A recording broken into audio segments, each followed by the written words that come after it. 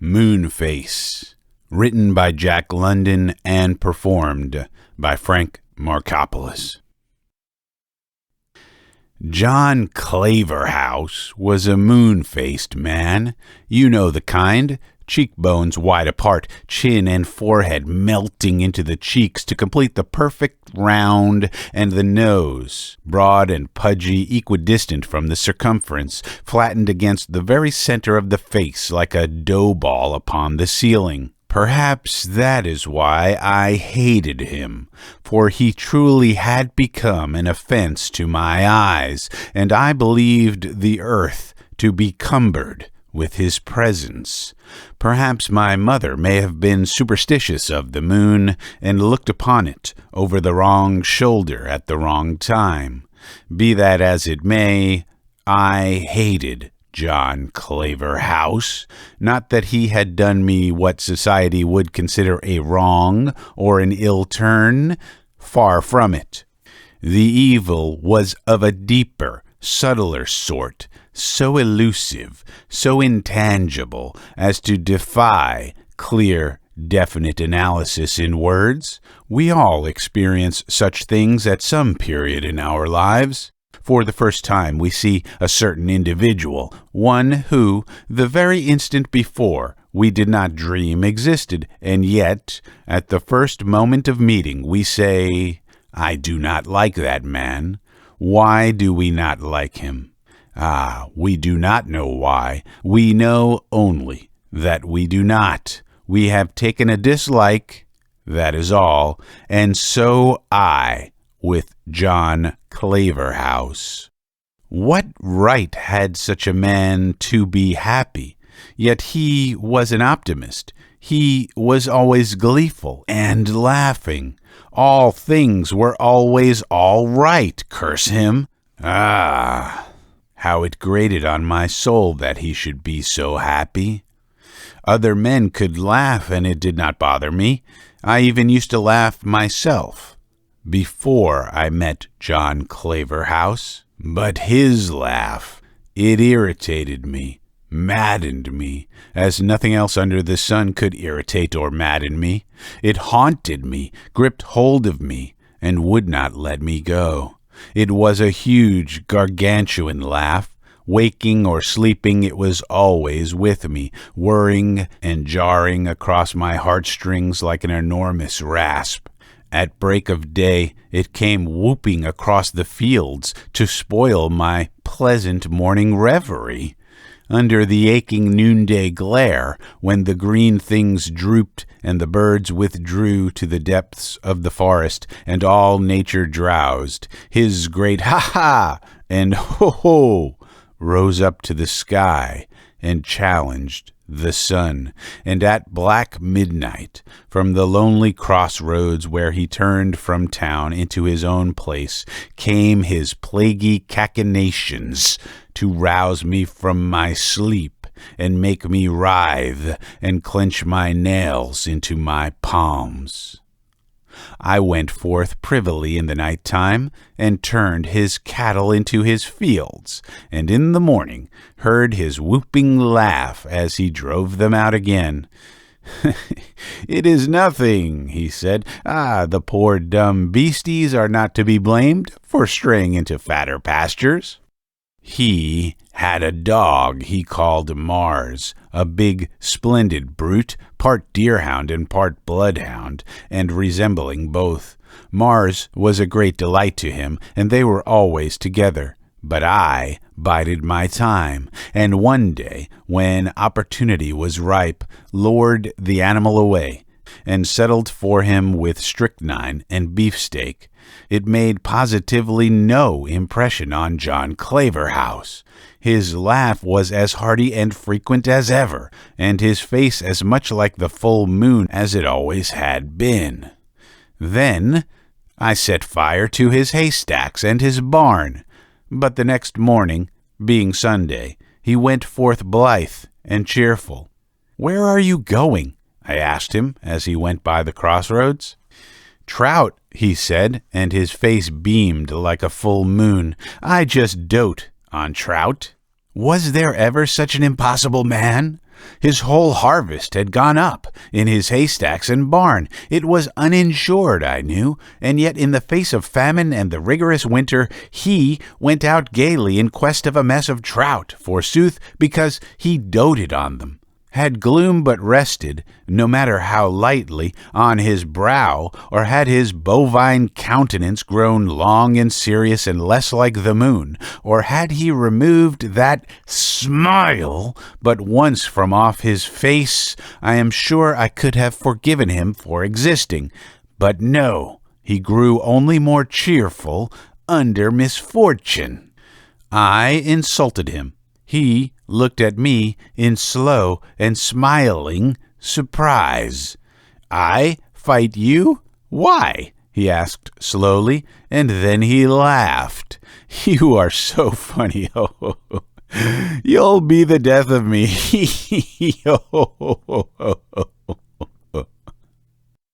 What would you do?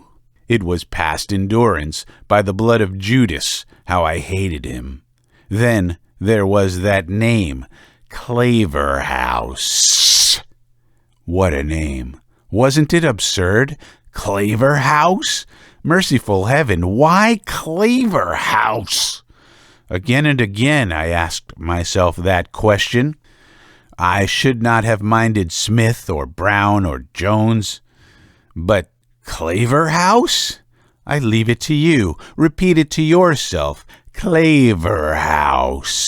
Just listen to the ridiculous sound of it. Claverhouse. Should a man live with such a name? I ask of you. No, you say, and no, said I. But I bethought me of his mortgage. With his crops and barn destroyed, I knew he would be unable to meet it. So I got a shrewd, close-mouthed, tight-fisted money-lender to get the mortgage transferred to him. I did not appear, but through this agent I forced the foreclosure, and but few days, no more, believe me, than the law allowed, were given John Claverhouse to remove his goods and chattels from the premises. Then I strolled down to see how he took it, for he had lived there upward of 20 years. But he met me with his saucer eyes twinkling, and the light glowing and spreading in his face till it was a full risen moon. He laughed.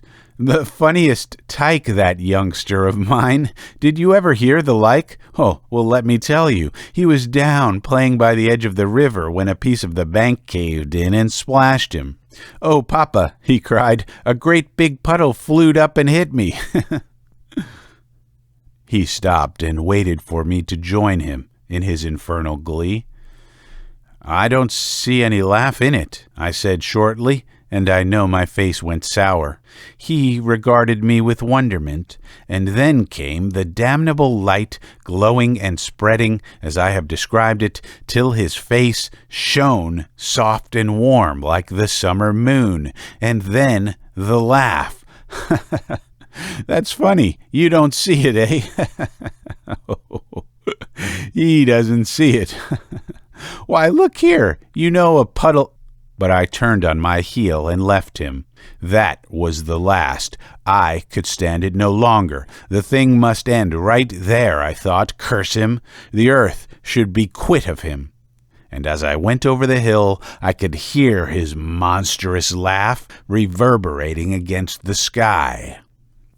Now, I pride myself on doing things neatly, and when I resolved to kill John Claverhouse, I had it in mind to do so in such a fashion that I should not look back upon it and feel ashamed. I hate bungling, and I hate brutality. To me there is something repugnant in merely striking a man with one's naked fist. Faugh! It is sickening. So to shoot or stab or club John Claverhouse, oh, that name, it did not appeal to me. And not only was I impelled to do it neatly and artistically, but also in such a manner that not the slightest possible suspicion could be directed against me. To this end I bent my intellect, and after a week of profound incubation, I hatched the scheme. Then I set to work. I bought a water spaniel bitch, 5 months old, and devoted my whole attention to her training. Had anyone spied upon me, they would have remarked that this training consisted entirely of one thing: retrieving. I taught the dog, which I called Bologna, to fetch sticks I threw into the water, and not only to fetch, but to fetch at once, without mouthing or playing with them. The point was that she was to stop for nothing, but to deliver the stick in all haste. I made a practice of running away and leaving her to chase me, with the stick in her mouth, till she caught me. She was a bright animal, and took the game with such eagerness that I was soon content. After that, at the first casual opportunity, I presented Bologna to John Claverhouse. I knew what I was about, for I was aware of a little weakness of his, and of a little private sinning of which he was regularly and inveterately guilty. "No," he said, when I placed the end of the rope in his hand. "No, you don't mean it." And his mouth opened wide, and he grinned all over his damnable moon face. I kind of thought somehow you didn't like me," he explained. "Wasn't it funny for me to make such a mistake?" And at that thought, he held his sides with laughter. "What is her name?" he managed to ask between paroxysms. "Bologna," I said. He tittered. "What a funny name." I gritted my teeth, for this mirth put them on edge, and snapped out between them, "She was the wife of Mars, you know."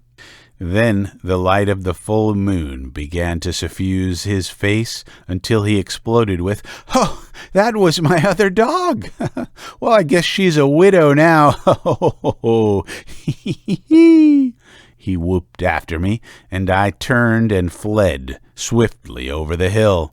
The week passed by, and on Saturday evening I said to him, "You go away Monday, don't you?" He nodded his head and grinned. "Then you won't have another chance to get a mess of those trout you just dote on."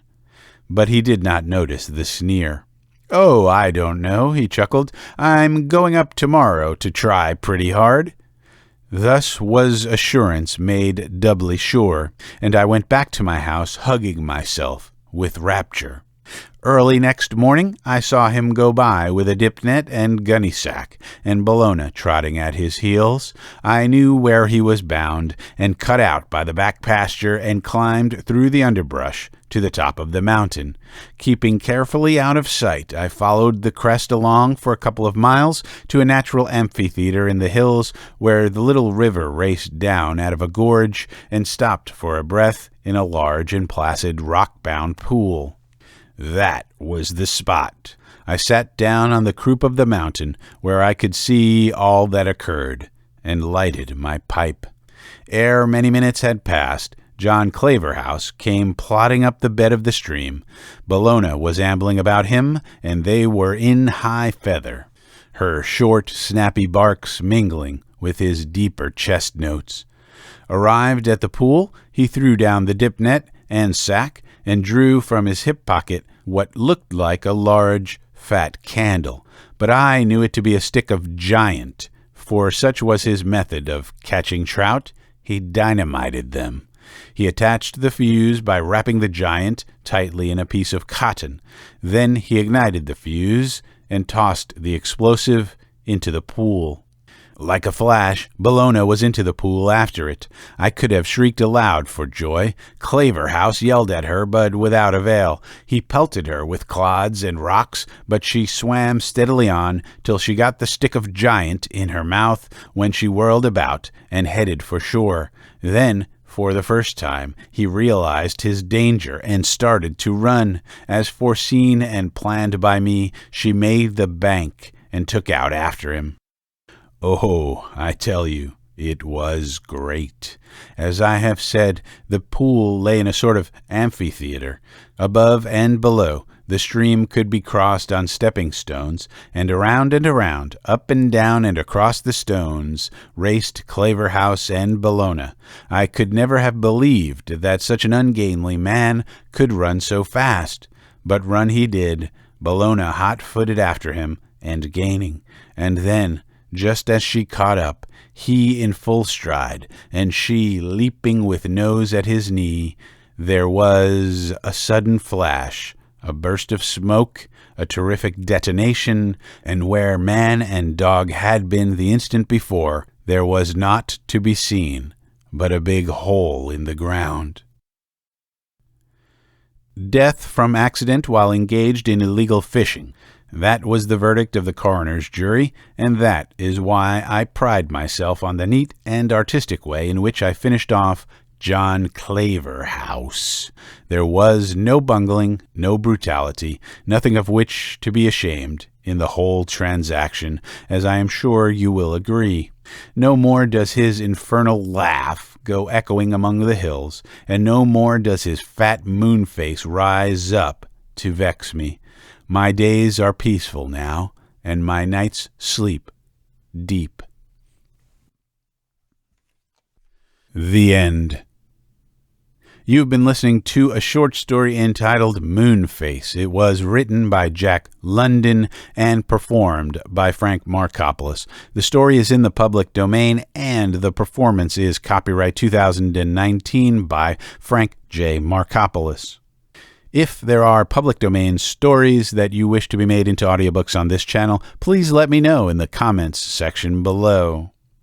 And if you enjoyed this story, please give a like to the video on YouTube and or subscribe to this channel so that way you'll know whenever a new audiobook comes out for you to listen to. As always, I thank you for your time and I thank you for your attention.